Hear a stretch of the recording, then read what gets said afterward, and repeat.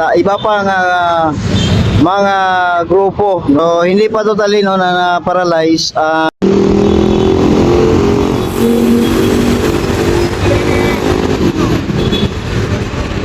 And guys, may kami kalag shoutout. Ngayong araw ay March 26. Ngayong araw kasi ay nakatakda para sa isang malaking strike, no, ng mga sasakyan. Ngayon ay kapansin-pansin na marami pa ring nagbibiyahe. Dito tayo sa may Ricto. Yan po ang Isitan. At nandito tayo sa may underpass sa may Ricto, Isitan. Ngayon guys, napansin lang natin na mukhang hindi effective ang kanilang panawagan ng strike. Dahil nakikita ko marami pa ring nagbibiyahe na mga jeepney, lalong-lalo na yung mga bus. Ayon sa kanila, 2 araw po na malaking welga ang kanilang gagawin.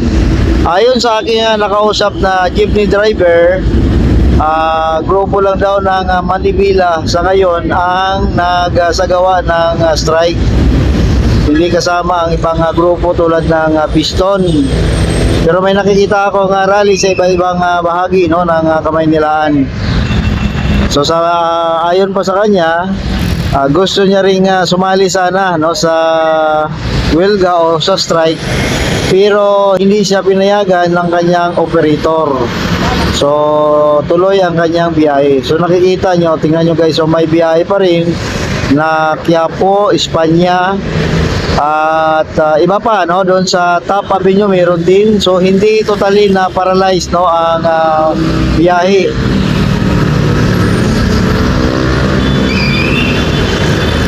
So ang strike kasi guys, alam naman natin na sumiklab ang gera sa Middle East. So tumaas ang langis. So sana, no, napanawagan ng mga grupo ng mga jeepney operators na tumaas na rin ng pamasahe dahil nga sa tumaas na, pumalo na ang presyo ng langis.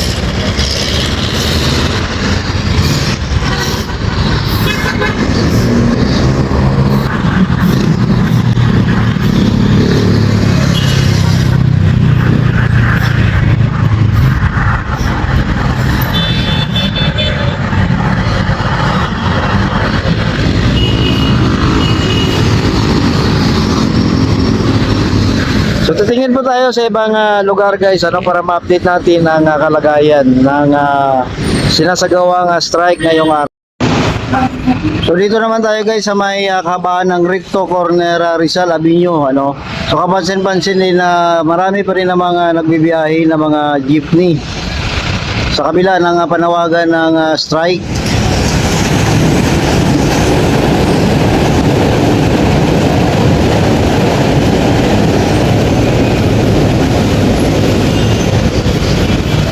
So hindi pa totally, no, na paralyze ang panawagan nilang ma-strike, sa iba't ibang grupo.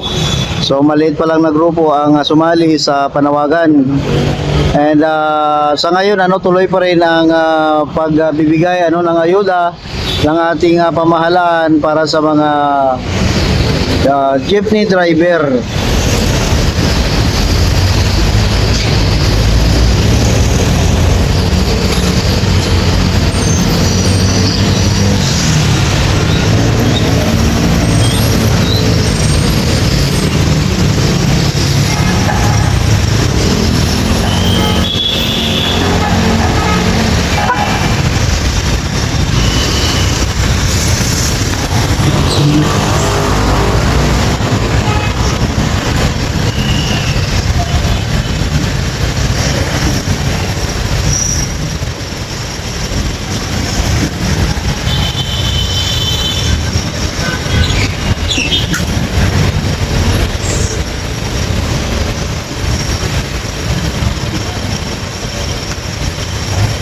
So ang strike pala guys, ay sabi nila 2 araw, 26, 27.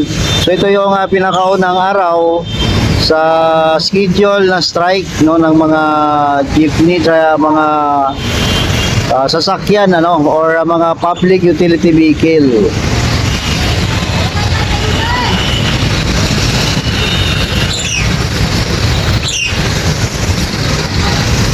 So marami pa rin, marami pa rin nagbibiyahe kahit na sabi nila ay maparalyze para mabigyan talaga ng pansin ang panawagan nilang taas ng pamasahe. Pero sa nakikita ko parang mukhang konti lang ang nagsagawa or nag-participate sa strike no na or wilga na panawagan nila. So yan po ang update dito sa may Rigto Corner Rizal Avenue no. Marami pa ring nagbibiyahe. So hanap pa tayo, tingnan pa natin sa ibang bahagi no ng Kamaynilaan.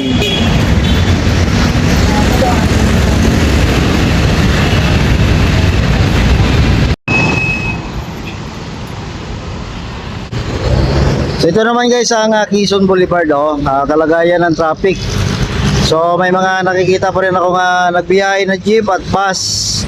So sabi nila strike na 2 araw. Pero hindi lahat sumali sa sinasagawang strike ngayon. Pero pagkakalam ko ang grupong Manibela ay nagsasagawa ng strike at hindi pa sumali ang grupo ng Piston at iba pang mga grupo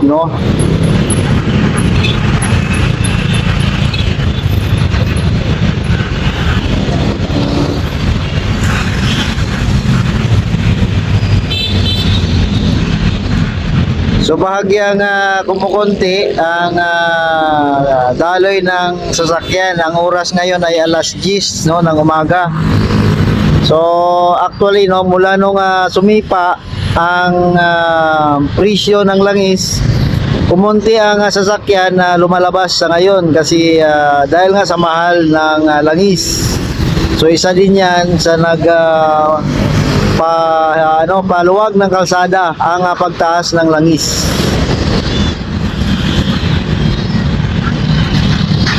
So ito po ang Quezon Boulevard Yan na po ang Far Eastern University. Yan, dito yan banda sa may Maynila guys